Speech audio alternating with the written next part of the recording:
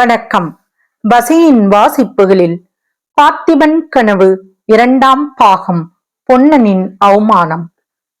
சென்ற 3 தினங்களாக பொன்னன் குடிசைக்குள்ளே இடியும் மழையும் புயலும் பூகம்பமாய் இருந்தது.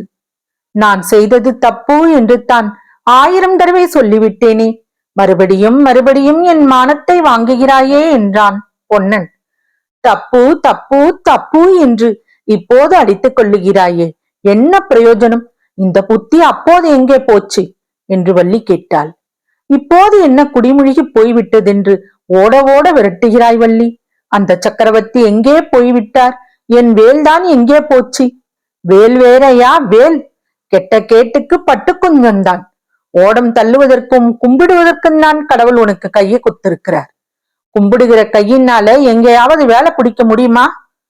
2 உடலும் ஓர் உயிருமாக இருந்த தம்பதிகளுக்குள் இப்படிப்பட்ட ஓயாத வாய் சண்டை நடப்பதற்கு காரணமாக இருந்த சம்பவம் இதுதான்.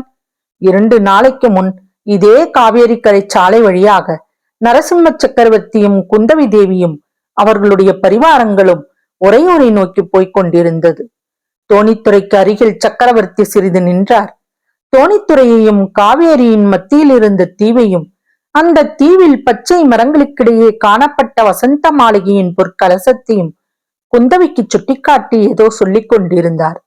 அந்த சமயம் குடிசையின் வாசலில் நின்று கொண்டிருந்த பொன்னன் வள்ளி இவர்கள் மேல் சக்கரவர்த்தியின் பார்வை விழுந்தது. பொன்னனை அருகில் வரும்படி அவர் சமிக்கை செய்யவும் பொன்னன் ஓடோடியும் சென்று கைகூப்பி தண்டம் சமர்ப்பித்து பயபக்தியுடன் கையை கட்டிக்கொண்டு அவர் முன்னால் நின்றான். சக்கரவர்த்தியை பழிக்கு பழி வாங்கப் போவதாகவும் அவருடைய மார்பில் தன் வேலை செலுத்தப் போவதாகவும் அவன் சொல்லிக் கொண்டிருந்ததெல்லாம் அச்சமயம் அடியோடு மறந்து போய்விட்டது.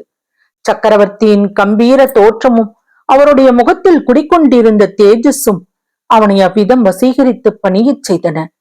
இந்த தோணித்துறையில் படகு ஓட்டுகின்றவன் நீதானே அப்பா என்று சக்கரவர்த்தி கேட்கவும் பொன்னனுக்கு தலைக்கால் தெரியாமல் போய்விட்டது. ஆமாம் மகா சக்கர பிரபு என்று குழறினான்.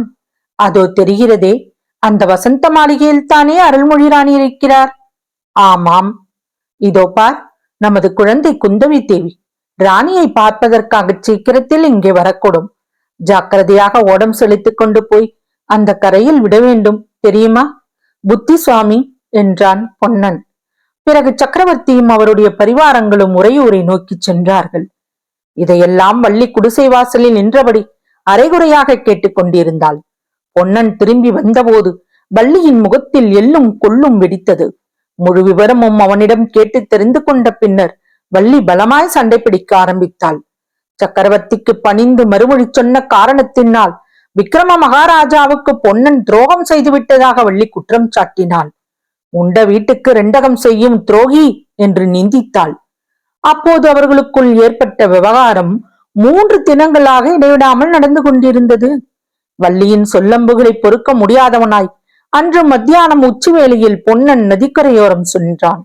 அங்கே நீரோட்டத்தின் மீது தழைத்து கவித்திருந்த ஒரு புங்க மரத்தின் அடியில் அதன் வேரின் மேல் உட்கார்ந்து தனக்கு நேர்ந்த அவமானத்தை எப்படி துடைத்துக் கொள்வது, வள்ளியிடம் மறுபடியும் எப்படி நல்ல பெயர் வாங்குவது என்று சிந்தித்துக் கொண்டிருந்தான். அப்போது கார்த்திகை மாத கடைசி. 1 மாதம் சேர்ந்தாற்போல் அடைமழை பெய்து விட்டிருந்தது. கழனிகளில் நீர் நிறைந்து தழும்பிக் கொண்டிருந்தது.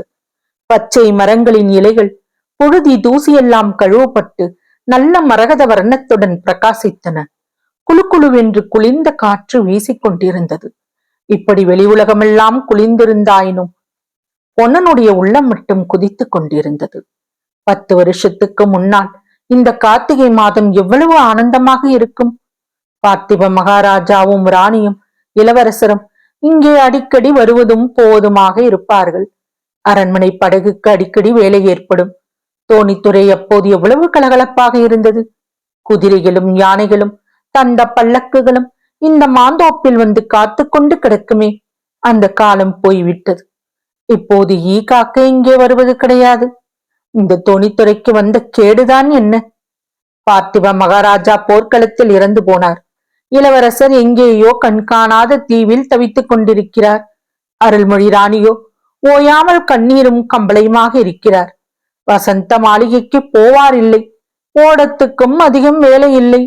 அந்த சண்டாளன் மாரப்ப பூபதி மட்டும் துரோகம் செய்யாமல் இருந்தால் இப்போது விக்ரம மகாராஜா சோழ நாட்டின் சிம்மாசனத்தில் வீற்றிருப்பார் அல்லவா?